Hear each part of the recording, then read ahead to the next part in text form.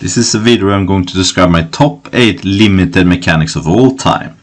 And the list is based on how good it is for the limited format, not the most powerful. If I were to describe the 8 most powerful limited mechanics, I mean, there would be like Double Strike and Undying Cascade. But these are not necessarily the best limited mechanics for gameplay. I'm going to try to avoid evergreen mechanics like flying, so I want something that is typical for the limited format. So, let's start with the list here. At number 8 I have Level Up. This is a mechanic that was first introduced in Rise of the Eldrazi and has mostly been coming back in other master sets and stuff like that. So Level Up means that you can spend mana to make your creature reach a certain level. All the creatures start on level 1. And they start out kind of small and weak for the most part. And then they get better once they reach a certain level. Mostly it's only 3 levels. And what I like about this mechanic is that it gives you a lot of things to do when you are mana flooded. So if you got a bunch of extra lands you have drawn, you can always spend the mana to level up your creature. So it's a good mana sink. It's not so good that when you're mana screwed, but some of the level up cards have cheap activated level ups like Caravan Escort, so then you can still go and spend your mana on that. And my favorite thing about this mechanic is that it also feels like you're on a little bit of a quest with your card. So for those of you who have played old video games like Legend of Zelda, Secret of Mana, you're slowly building up your character, getting more and more stronger as you proceed in the game and get more stuff. And so your creature go on this journey where it becomes better and better.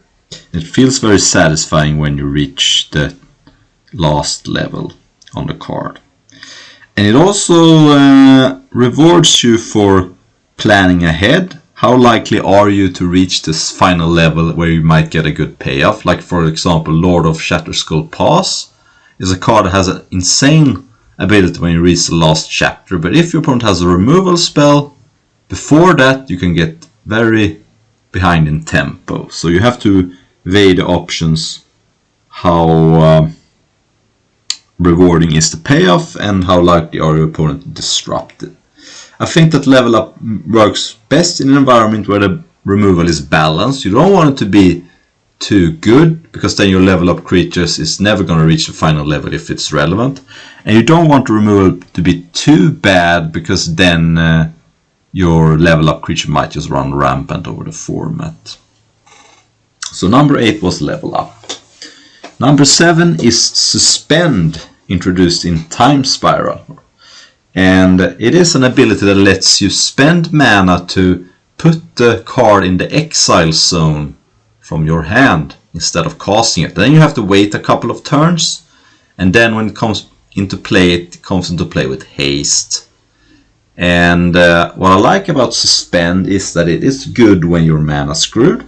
So again, one of my I want it to be the ability to be good when you're either mana screwed or mana flooded, preferably both. And so you can actually be stuck on 2-3 lands and still get to cast most of your cards if you have a lot of Suspend cards in your deck. So it rewards you for being mana screwed, or not reward you, but it does at least, you're not getting completely owned when you're mana screwed. And another nice thing about Suspend is that your opponent can also prepare for your cards. So your opponent, the counter spells gets better. And your opponent also know what's coming, so can prepare for jump blocks, prepare to know how much board presence you're gonna get. And you also have to make sometimes a hard decision with Suspend. Let's say you draw a Suspend card in the mid game, like on turn 5, and you can't cast it. Let's take for example Errant Ephemeron.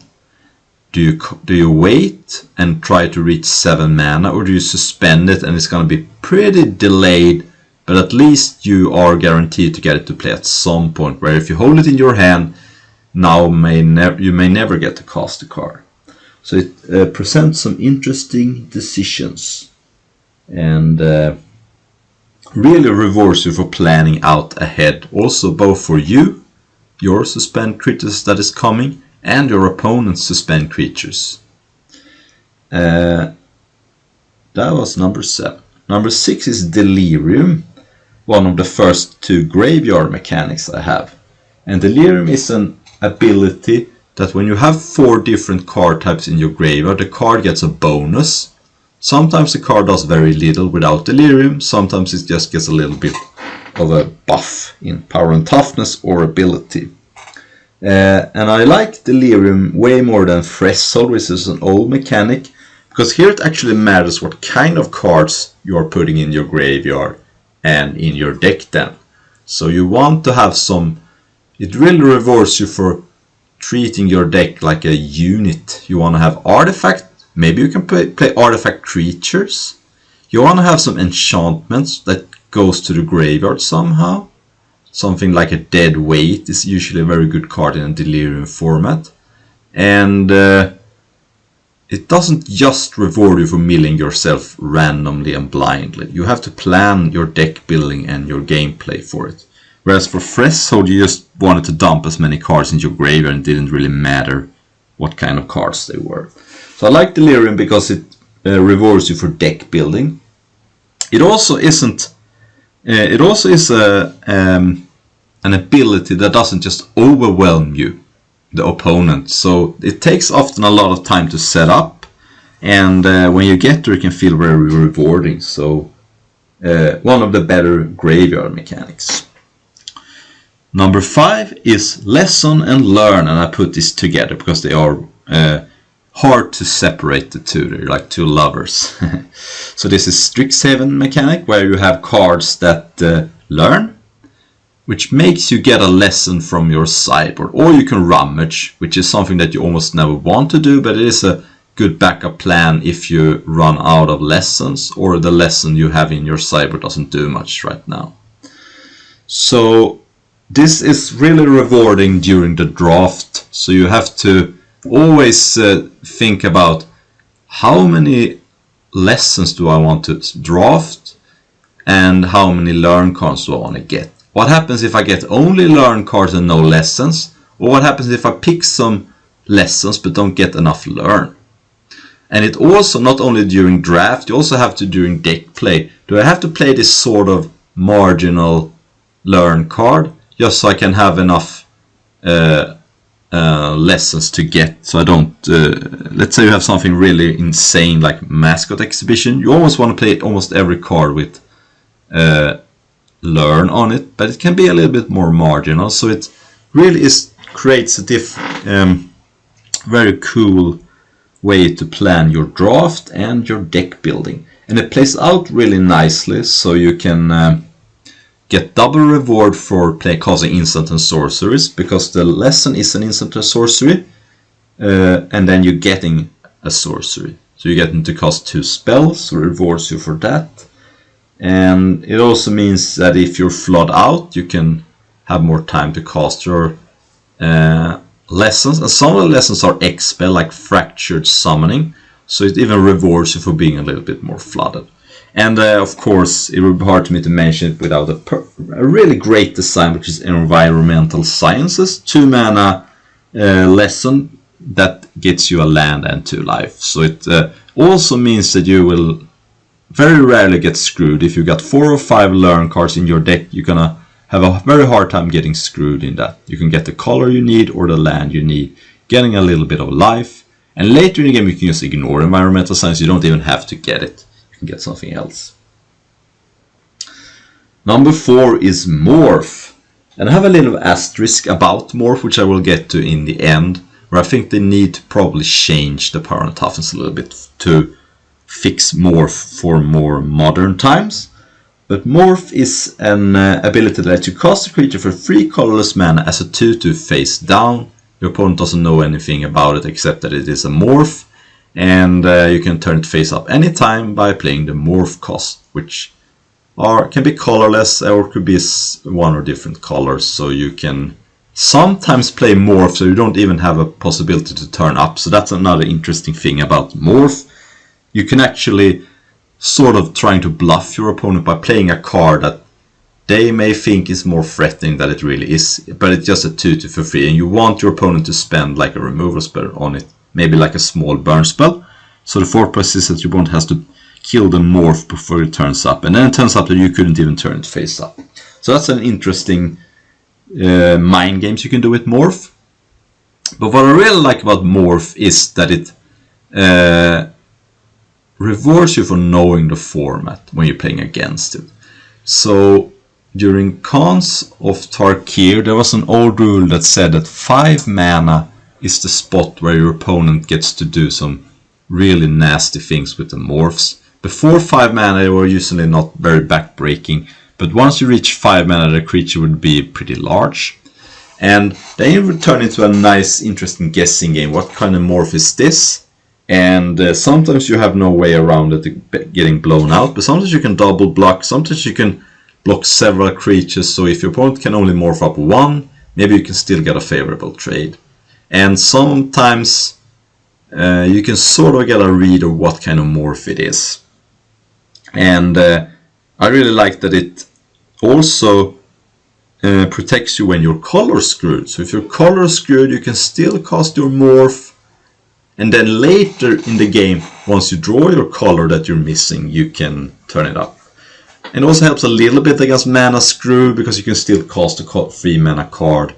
It is sort of flexible, and sometimes you can also, almost every morph you can just hard cast to. It usually is a little low power for what you're paying for it, but the flexibility is nice. So you have a lot of flexibility with morph. So the thing I kind of wanted to change about morph is that a 2/2 for 3 mana is just not a good card. It's a horrible card these days. It wasn't even good back in the day, but now creatures are done so much better. So I'm starting to think that maybe morph should be 2 3s for free and 3 2s for free. I don't think it needs to be a 3/3 for free. That would be a little too good. But I think bumping up the toughness to a 2/3 or maybe the power, if they want to do morph again, they could maybe call it something else. But I think a 2/2 for free is a little too weak nowadays. Alright, number 3 is our last graveyard mechanic, and it is flashback. And flashbacks means that you can cast the card again. Usually it has the same effect. Sometimes it gets a little bit of a bonus. That's mostly on rare cards. But when you cast the card from flashback, it gets exiled. So it's only a one-trick thing, unless you get a card like Runic Repetition to do it again. But comparing flashbacks to some other mechanics where I don't think are good, like buyback or retrace, the problem with buyback and retrace is that games sort of become repetitive. You're casting the same card over and over again if the card is powerful, whereas that is not the thing about with flashback. You're casting it once and then it's done. So you don't have to play against the same card over and over again. But it is a little bit of extra value. You know that you have this extra card to play in your graveyard if you're getting flooded. So flashback is really good when you're getting flooded in a game of Magic. And it also rewards you for drafting self-mill cards, looters, and it also is very nice against counter spells and discards. Some of the more unfun cards to play against in my mind, and I think a lot of people think the same as me. So unless your opponent has something like a Syncopate or a Dissipate or a Go Blank, then your flashback card, even if it gets countered or discarded, you can still get value from it. And it has almost all the things I like in a mechanic without being too oppressive or repetitive, like buyback and retrace. And I think one card I really love is Silent Departure from Original Inn, so I think this is a perfect design. It's a card for 1 blue mana, bounces a creature. A card that you was normally not super excited about, especially at sorcery speed, but it is okay. But the fact that it has flashback, it means that you can afford to play it in your deck, because casting it 2 times is nice and getting it milled for value. And it isn't particularly oppressive either. I mean, it's 5 mana to flashback, that's expensive, but it still helps a lot. Alright, number 2 we have cycling. And I have an asterisk about this. I might as well say it already. I don't think cycling should be one colorless. I think that's a mistake. The problem with having cycling for one colorless is that your other drafters might take cards away from you that you should have probably gotten. And also it's too cheap. People are gonna play these cyclers, it's a no-brainer to put them into your deck. Whereas with cycling for 2 or with colored mana, you still have to pay a cost to put them in your deck. You can't just play infinite cyclers almost, unless you got something like a Drake Haven, then maybe you can. But I love cycling because it's good both when you're stuck on mana screwed, you can cycle it and try to find land. Some cards even have land cycling. And when you're flooded, you can just cast the card, or you can cycle it. Let's say you're flooded and you're drawing some kind of marginal card with side. And you can still cycle it and probably play a card you draw off cycling. So it's good both when you're screwed and when you're flooded. And the most fun thing about cycling is that it lets you play cards that you wouldn't normally get to play. Because if it has cycling, you can cycle it away. So lets you play fogs with cycling sometimes, and not always.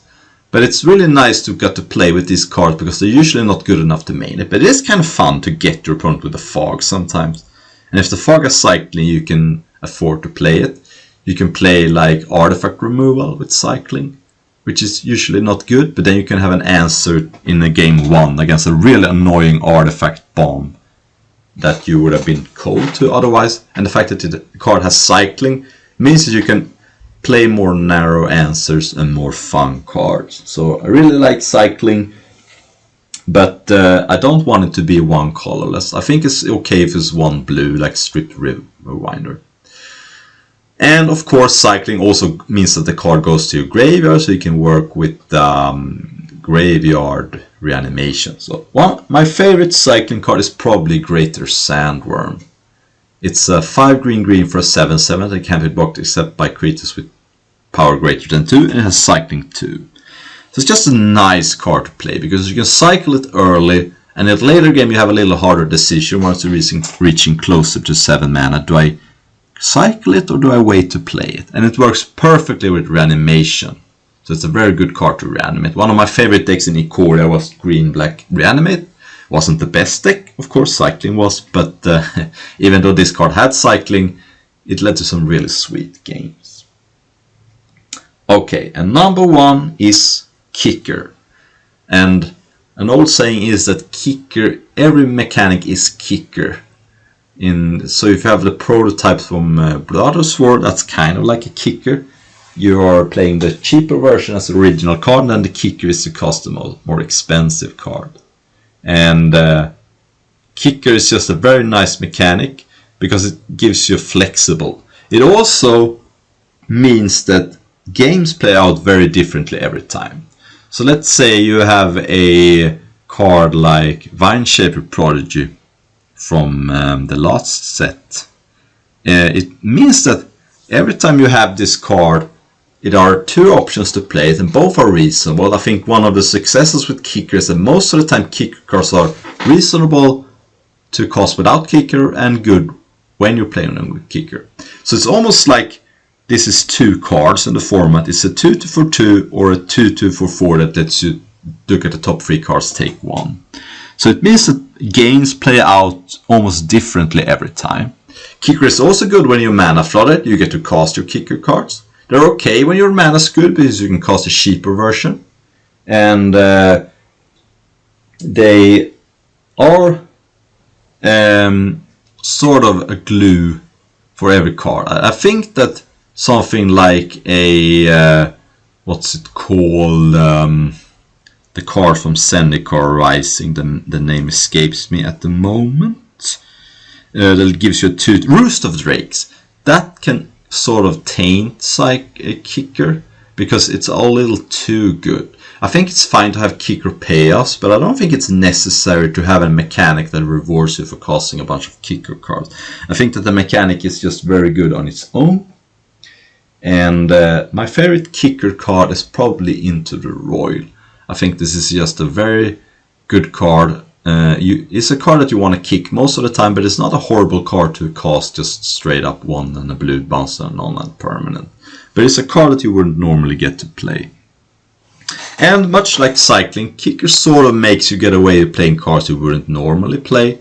So you would never dream probably about casting Tasim Roid Mage in some decks. 1 will be for 2/1, pay 4, and then you get a spell back. It would be too expensive for some decks, but sometimes you get to play that card because you can just play it as 2/1 for 2. So again, it lets you play cards that you wouldn't normally get to play. So this is my top 8 of best limited mechanics. I'm gonna do a video about the worst sometimes, and I might also do one with the most powerful mechanics one day.